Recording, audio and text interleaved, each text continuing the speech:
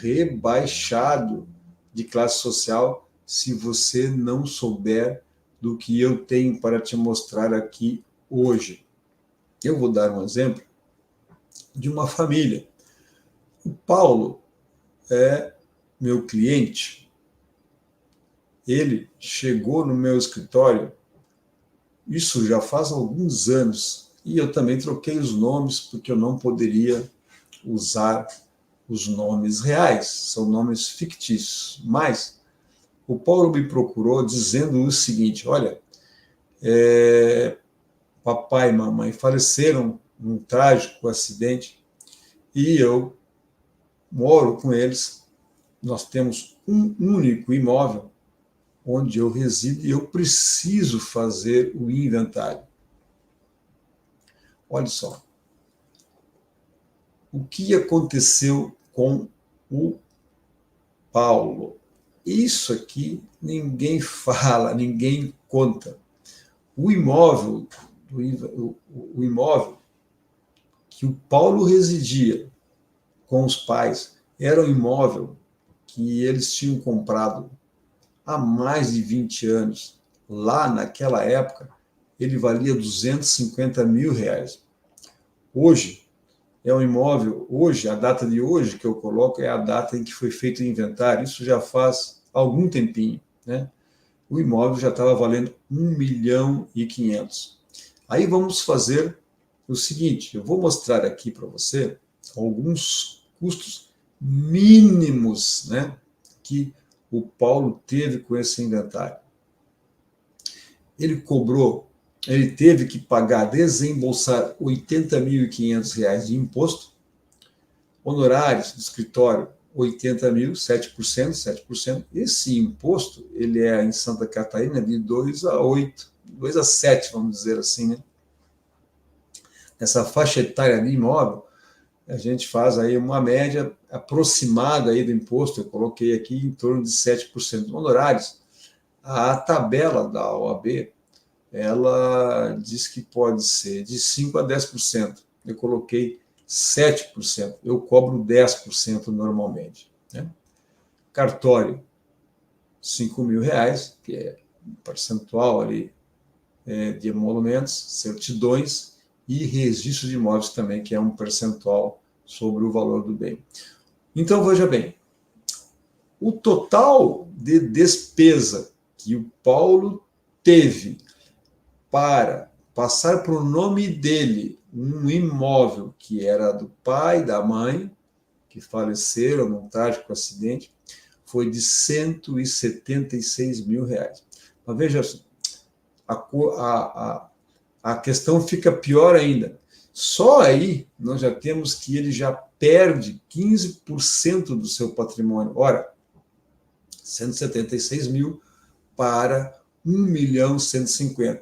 Porque essas despesas, esses impostos, esses gastos usam como referência o valor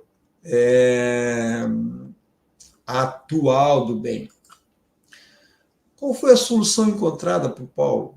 Que não tinha R$176 mil depositado, guardadinho, destinado. Isso aqui eu estou guardando para usar no inventário.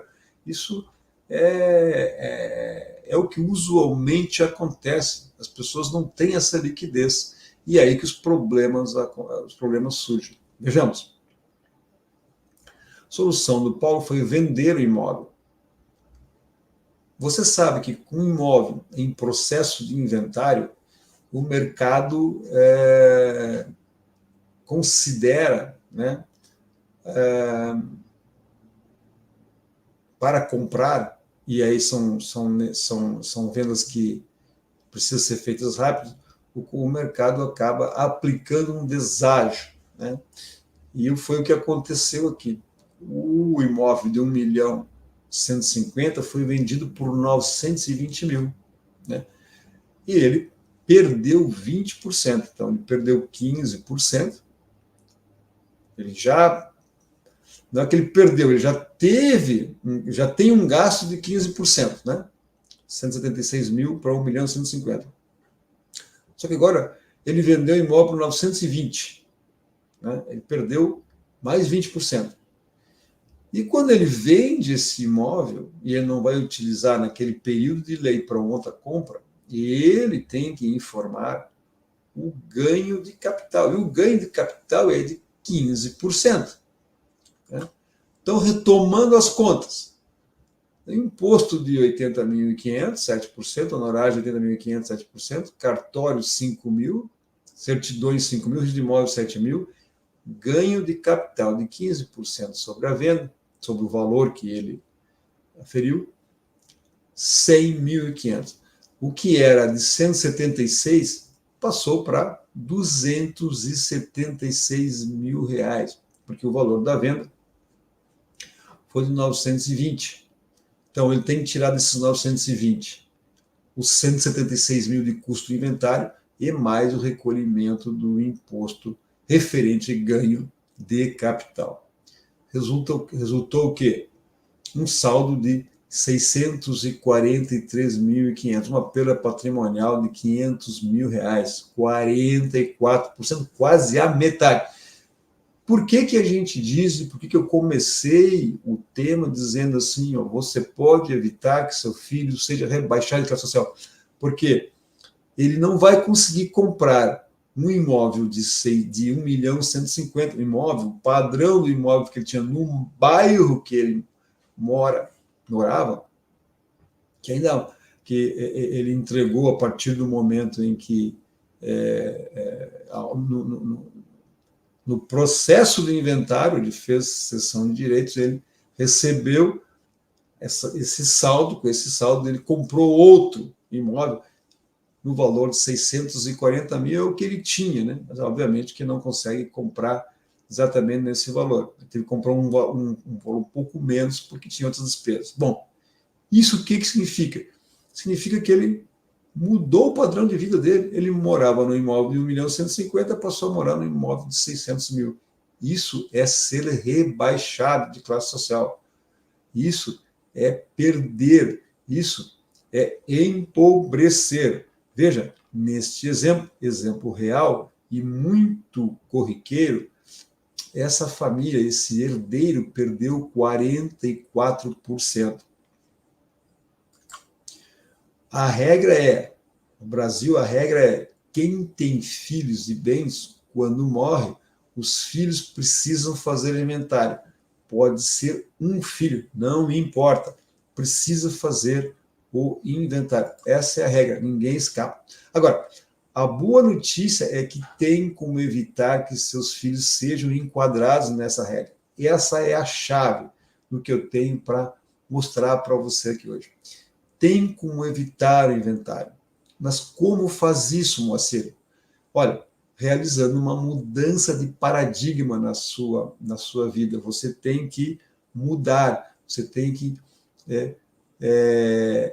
pensar no seguinte: quem não tem vida eterna não tem que ter bens no seu nome. Simples assim. Agora, a gente tem essa cultura de se possuir bens, de ter coisas no nome da gente. Está no meu nome, não está no meu nome. Pois é. Por isso que a gente fala de mudança de paradigma. Quem não tem bens, quem não tem vida eterna, não tem que ter bens no seu nome, no seu CPF. Sim, Moacir, e como faz isso? Bom, a gente faz isso por meio de uma empresa que não faz nada. Isso mesmo, esta empresa não faz nada. Nós temos aqui, no exemplo do Paulo, um imóvel num condomínio, né? No exemplo do Paulo, não, porque ele não consegue mais fazer isso, mas se tivéssemos procurado antes, se o pai e a mãe dele tivessem nos procurado antes, poderíamos ter feito isso.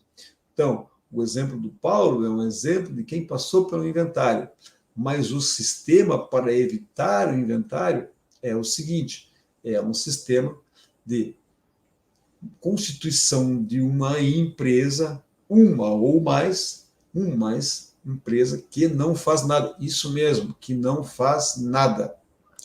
Este imóvel que está aqui vai para um cofre, vai para um cofre. Nós usamos a palavra, o termo cofre, ilustrando, para ficar mais fácil o entendimento. Como eu falei anteriormente, aqui a gente não quer falar juridiquês, não é essa a intenção, né? O que acontece? O bem, esse bem, ele é integralizado através de cotas sociais. Essas cotas sociais são doadas com reserva de usufruto para os herdeiros, para os filhos. O pai, a mãe, fica no controle. Os filhos ficam com a chave, mas apenas formalmente, no papel. Quem detém o poder, quem detém a gestão, quem vai determinar se vai vender aquele imóvel, se vai fazer um upgrade, ou quer dizer o quê? Olha, vou usar esse imóvel para comprar outro com maior valor, vou usar esse imóvel para fazer outros investimentos. Quem toma essas decisões continua sendo o pai e a mãe. Só que o imóvel não é mais dele, CPF. Agora, ele está dentro de um cofre, dentro de um CNPJ. E quem é que tem a chave desse cofre? Os sócios cotistas, são os herdeiros. Essa transição, após o falecimento, se dá de forma automática, sem passar pelo inventário. É um sistema com uma economia tributária absurda. Vamos comparar. Lembrando do inventário. O inventário que o Paulo teve que fazer, comparando com a situação dele, caso ele tivesse procurado antes da tragédia. Ele não. Os pais dele tivessem procurado antes da tragédia. Olha a economia que a família teria. Veja bem, no inventário, ele teve 80 mil de imposto, 80.500, né? Estou arredondando aqui, 80.500 de honorários, 5 mil de cartórios, 3 mil de certidões, 7 mil com registro de imóveis. Ele teve que desembolsar ganho de capital, lembram? Ele vendeu um imóvel de 1.150.000 para poder fazer frente à despesa do inventário, e aí ele sofreu a incidência do imposto do ganho de capital, né? Que tem que declarar como renda, como ganho de capital, fazendo com que a conta do inventário, no exemplo do Paulo, passasse para 276.500. Esse desequilíbrio fez com que ele mudasse a classe social, ficasse mais pobre. Esta é a verdade. Mas veja bem, e nesse sistema, que é o sistema da institucionalização, onde o bem, o imóvel, passa para uma empresa e as cotas são doadas com reserva de usufruto para os herdeiros, para os filhos. O pai, aquele que construiu, continua sendo detentor, ele continua gerindo esses bens até a sua morte. Os filhos terão no papel, terão a chave no papel, na forma, mas quem vai mandar e quem vai decidir sobre a gestão desse patrimônio é o pai, é a mãe, é aquele que constituiu o patrimônio. Veja, nesse sistema, a aplicação do imposto ITCMD não é mais pelo valor de mercado, é pelo valor de compra declarado lá no ajuste anual do imposto de renda. Então, ele também baixa, porque o imposto é calculado conforme o valor, é uma escala, né? A regra é essa, ao menos aqui em Santa Catarina. E vai ser assim com a reforma tributária em todos os estados. Há alguns estados que ainda é 4%, 5%. Mas aqui, pegando pela média de novo, o impacto do imposto de renda ele cai de 7% para 4% sobre o valor da compra do imóvel, 250 mil. O que geraria nesse sistema um desembolso de apenas 10 mil reais e não de 80.500. Da mesma forma, Os honorários, nesse sistema, eles são acordados, são negociados com o profissional, com o advogado. Eu coloquei no exemplo aqui, para um exemplo de uma única célula, àquela época que o Paulo poderia ter constituído, esse valor agora está já desatualizado, mas aqui, só a título de ilustração, R$ 25 mil de honorários. Nós não teríamos custo de cartório, certidões, não tem, manteria o custo de certidão de registro de imóveis, mas o valor seria sobre o 250 mil e não sobre o valor de 1.150.000 de dezembro do Paulo. Então, inclusive, o valor pago ao registro de imóveis seria menor. Aqui, nesse exemplo, R$ 13 mil. Não teria ganho de capital, porque não venderia nada. Ele ficaria com a integralidade do seu patrimônio, ficaria com 100% do patrimônio na família. Teria, então, um gasto total de R$ 38 mil comparado com 276.500 com o inventário. Então, é ou não é uma diferença extraordinária?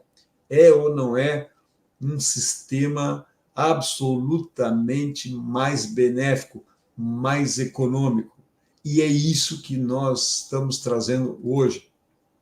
A diferença financeira ficaria em R$ 238.500 entre passar por inventário e montar esse sistema. Uma economia de absurdos 86%. 86% de economia. E a principal diferença, perda patrimonial zero. O sistema cabe no seu bolso. Uma coisa é ter que desembolsar 276 mil, outra coisa é desembolsar 38 mil, ainda de uma forma mais parcelada, porque o maior volume fica entre o imposto e os honorários do profissional, e isso você vai contratar com ele de uma forma combinada. Cabe no bolso. É 86% de economia. Quer dizer, é ou não é relevante essa informação que eu estou trazendo aqui para você? Moacir, tudo bem, está bonito, está legal, mas que sistema é esse? Isto é uma mágica? É um esquema? É uma tese? Não tem nada de mágica, não tem nada de esquema, ele é absolutamente lícito, legal, não é uma tese, ela é transparente, é feita há mais de 40 anos aqui no Brasil e há mais de século na Europa. Aliás, esse sistema começou lá, né? Então, veja, o que eu estou trazendo aqui é holding familiar. A holding familiar é o que os bilionários, que as famílias dos bilionários fizeram. Você não viu falar de um inventário da família do Norberto Odebrecht, da construtora Norberto Odebrecht, com uma fortuna estimada em 14 bilhões. Se tivesse inventário, teria desembolsado de imposto, somente de imposto, 1.120 milhões. Você também não ouviu falar do inventário de Antônio Hermílio de Moraes? Não ouviu porque não teve. Com uma fortuna estimada de 15,5 bilhões, se tivesse passado por inventário, sua família teria deixado para os cofres do Estado 1.240 milhões de reais somente daquele imposto que eu mencionei antes ali, o imposto de transmissão causa mortes. Você não deve ter visto falar também de algum inventário do Roberto Marinho. Você sabe que ele morreu há algum tempo, um ícone da comunicação. Quem mesmo os mais jovens não ouviram falar do Roberto Marinho do Grupo Globo? fortuna estimada em 30 bilhões de reais. Se tivesse inventário, o Rio de Janeiro teria recebido, somente de imposto, 2,4 bilhões, ou 2 bilhões e 400 milhões de reais. Não teve. Tá bem, talvez tenha tido o inventário lá do Fusca 67 dele, mas pode procurar na internet. Não tem. Não teve inventário. Este é o segredo dos bilionários. E eu quero dizer para você o seguinte: será que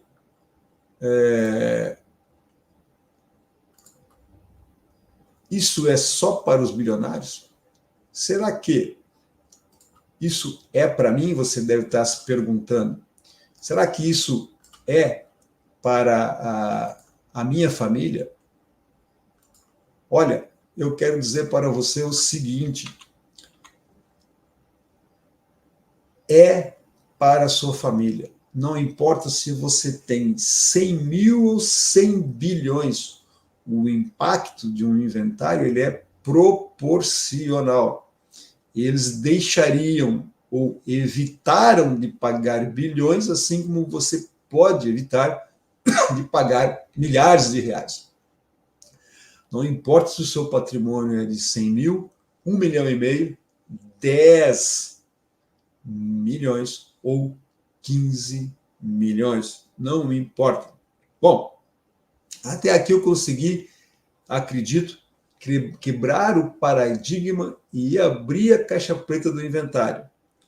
Naquela planilha de custos ali do inventário, eu mostrei quem ganha com o inventário: o sistema, o Estado, os advogados, os cartórios. Esses custos estão todos dentro da caixa preta. Estas não participaram das suas conquistas, mas lá, se você não fizer nada hoje, vão participar do seu patrimônio. Sim. Se você não fizer, essas pessoas poderão ficar, esses terceiros, com até, como mostrado no exemplo do Paulo, até 44% do que você deixou, se você tiver que se desfazer de um bem para custear inventário. Até aqui eu consegui quebrar esse paradigma, eu abri a caixa preta do inventário para você, eu também revelei os segredos dos bilionários. E eu agora vou falar de 3 grupos de pessoas. Você vai certamente se enquadrar num desses grupos. Olha, e eu vou falar aqui no primeiro grupo, que você que está aqui já não pertence mais. É o grupo dos ignorantes. Opa, Moacir, olha, que isso? Que negócio é esse? Está me chamando de ignorante? Não, acabei de dizer. Você que está aqui não é mais ignorante.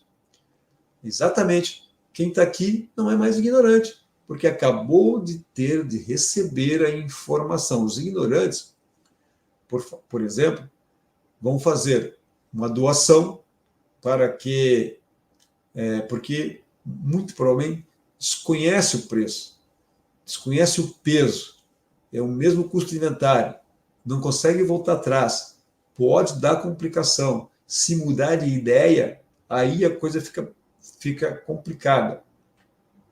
Esse sistema não. Esse sistema permite que ele desista. Se a família faz e quer voltar atrás, ele pode desistir. Esse sistema protege os filhos em relação ao regime de casamento. Protege o seu filho caso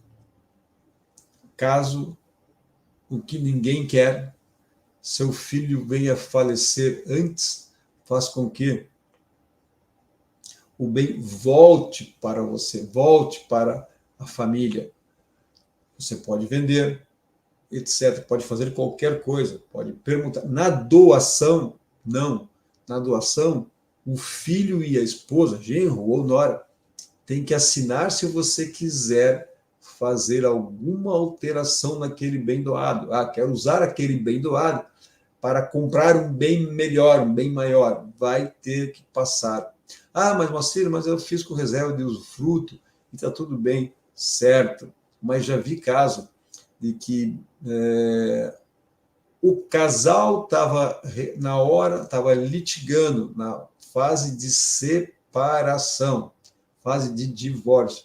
E aí entra uma grande oportunidade de usar um dos bens que estava na posse do pai e da mãe, mas doado para o filho, para fazer um negócio, para entregar a uma consultora para que ali fosse erguido um prédio, todo mundo lucrasse com isso. O que aconteceu? Deu problema. Naquele momento, o divórcio não era amigável e criou-se um litígio danado. Não é fácil, não foi fácil resolver e não foi rápido resolver. É problemático, porque aí genro e nora tem que assinar.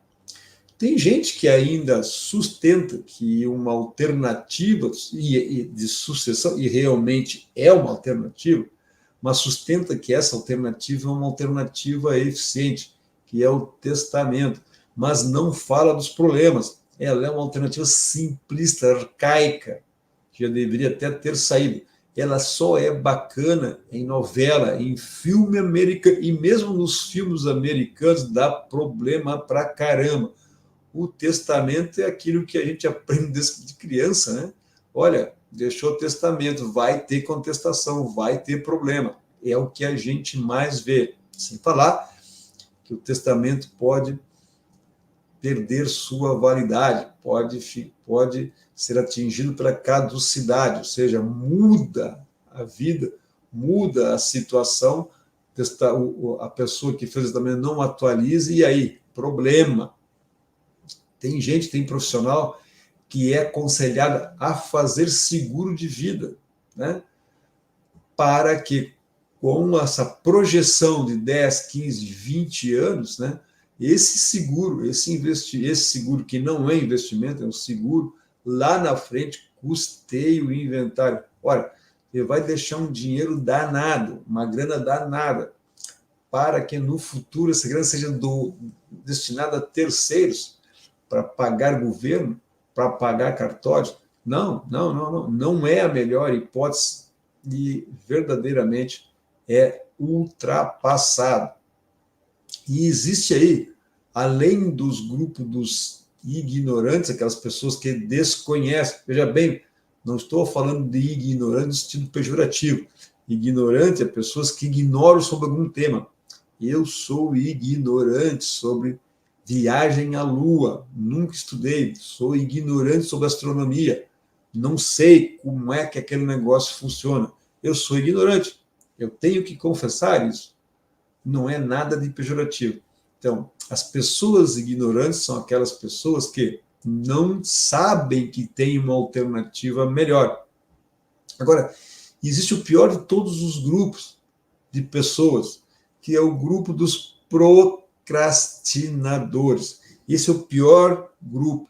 Veja, eles já sabem o que fazer, eles têm informação, eles sabem o caminho a tomar, mas não fazem nada. Às vezes é porque tem diferenças pessoais com seus filhos, com os herdeiros, com nora, etc. Não querem proteger, eles não estão nem aí. Eles querem deixar o circo pegar fogo. Zé ITC é uma aprovação do Senado por resolução, conforme a Constituição Federal. O imposto previsto no inciso 1 terá as suas alíquotas máximas fixadas pelo Senado Federal. Atualmente, existe uma resolução, né, que está passando o imposto para 8%, mas existe uma proposta do CONFAZ, que é o Conselho Nacional dos Secretários de Fazenda, fazendo os estados mais o Distrito Federal, de mudar para 20% ou para 21%. Existe um projeto, e isso é muito simples de acontecer, porque é um projeto de resolução do Senado. Mas aí tem que fazer uma reflexão. Você sabe quem um senador representa? Sim, nós votamos no senador, nós votamos no deputado federal, mas veja, O senador representa o seu estado. Então, ele vai ajustar os seus pleitos conforme as necessidades que o governador politicamente precisa ou solicita. E ele não representa uma pessoa, um grupo de pessoas, ele representa o Estado. E aí, o que acontece? Se esse movimento das secretarias estaduais, que já existe para aumentar a alíquota, né, pode gerar com que essa decisão seja tomada a qualquer momento, porque dos 81 senadores, precisa 41 presentes e 21 a favor, é maioria simples. O argumento é muito fácil para que isso seja consumado. O Brasil é, e realmente é, um dos países que menos tributa herança no mundo. Olha aqui, ó, o imposto sobre herança pelo mundo. A França já tributa em 60%, o Japão 55%, a Alemanha em 50%, a Suíça em 50%, a Inglaterra 40%, Estados Unidos 40%, o Chile, vizinho nosso, 25%. O Brasil está com apenas 8%. Então, é um argumento coerente com a realidade. Então, eu diria o seguinte, há uma certeza, o imposto de transmissão vai aumentar. É questão de tempo. Existe um outro argumento fácil. Disse, e é só procurar na internet, tá? E muita informação dizendo, inclusive do nosso atual ministro da Fazenda, que o imposto sobre herança é um tributo que penaliza só os mais aquinhoados. Não é verdade. O imposto pega todo mundo. E, obviamente, que os mais aquinhoados, as pessoas que têm mais dinheiro, não esperam isso acontecer. Como eu mostrei antigamente, elas se planejam, elas executam o planejamento patrimonial. E essas pessoas não serão atingidas pelo aumento da alíquota. Agora, você que está aí, você que deu duro, vai ser atingido em cheio pelo possível aumento da alíquota. Quando isso deve acontecer? A qualquer momento. Isso deve acontecer a qualquer momento. Então, é esse o risco que as pessoas que estão no grupo dos procrastinadores estão correndo. Essas pessoas estão correndo o risco de serem impactadas pelo aumento da alíquota. O momento de fazer o seu planejamento, o momento de tomar a decisão é agora, né? Os ignorantes desconhecem, você não está mais nesse grupo. Os procrastinadores sabem o que fazer e não fazem. São as pessoas que vão ser impactadas em cheio por essas decisões de aumento de alíquota. E eu quero agora render uma homenagem ao terceiro grupo. E é para este grupo que nós vamos fazer aqui, deixar ao final uma grande oportunidade, que é o grupo, né, dos resolvedores. A pessoa que pegou essa informação, que teve esse conhecimento, vai buscar um profissional para fazer sua holding de hoje para amanhã. Não vai perder tempo antes que o aumento aconteça e antes que qualquer evento, né, não previsto, né, aconteça. Então, esse grupo é um grupo que realmente merece benefícios adicionais. É um grupo que, ao qual nós realmente queremos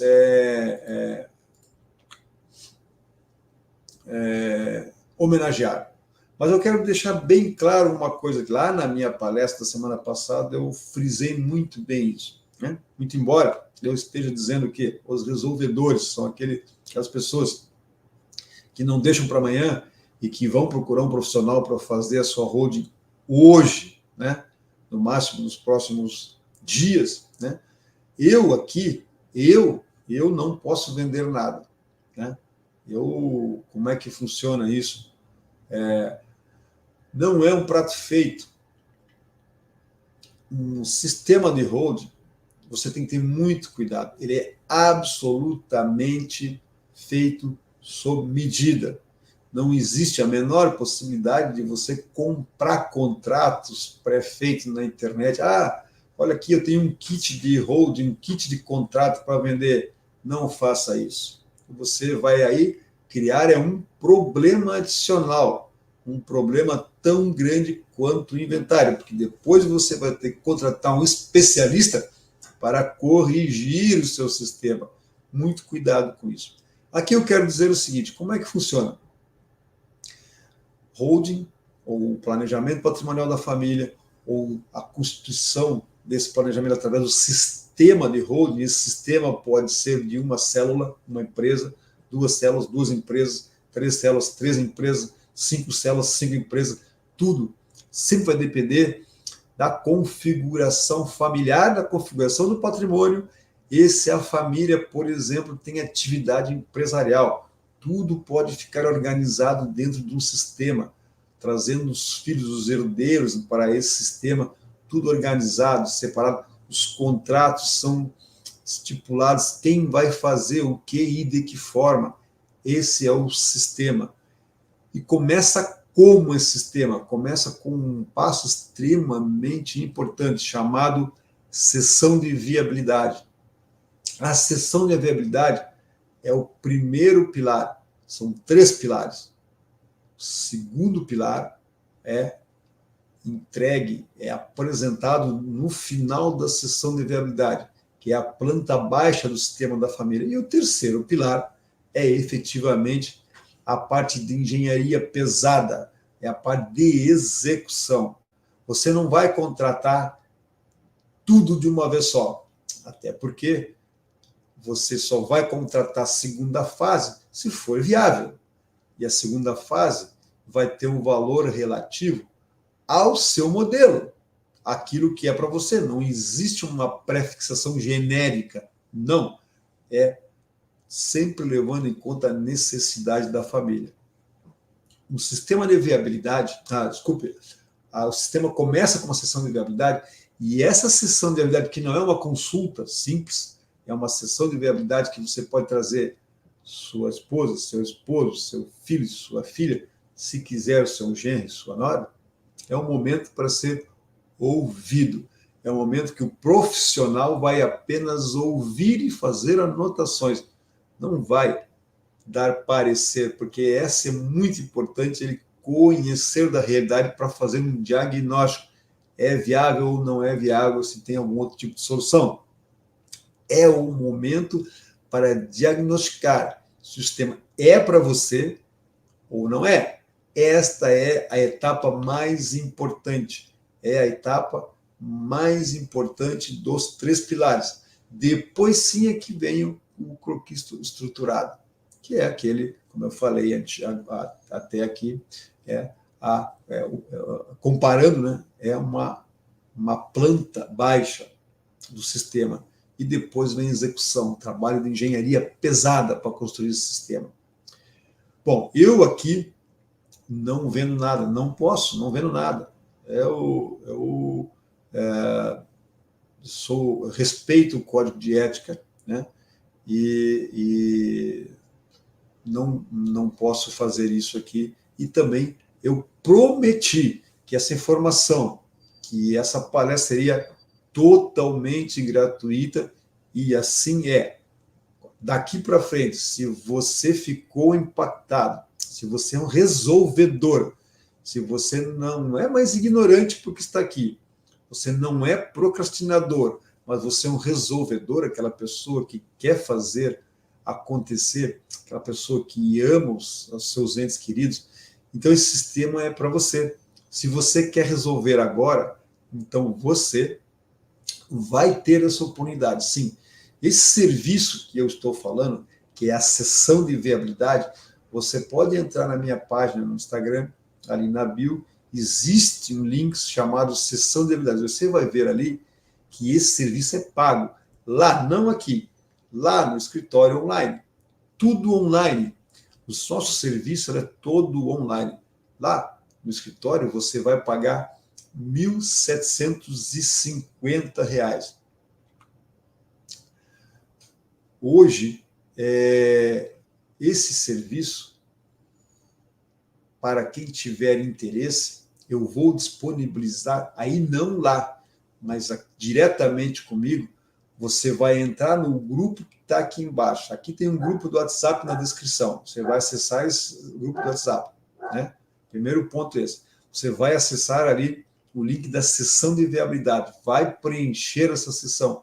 E lá, para quem tiver com esse link, para quem tiver acesso a esses links, para quem entrar no grupo, para quem fizer a sessão de viabilidade hoje, vai conseguir fazer esse valor que lá no escritório é de 1.750, com esse link que está na descrição, vai fazer com 60% de desconto. Isso mesmo, sai de 1.750 por R$ 600. É uma sessão de até 2 horas, onde o profissional que atender, profissional do escritório que atender, você vai receber toda a informação sobre as peculiaridades da sua família, sobre a configuração do seu patrimônio, sobre os seus planos, sobre a sua ideia, como você quer amarrar, como você quer organizar o seu patrimônio. Sim, nessa sessão de viabilidade é que nós vamos captar essas informações para depois apresentar a solução.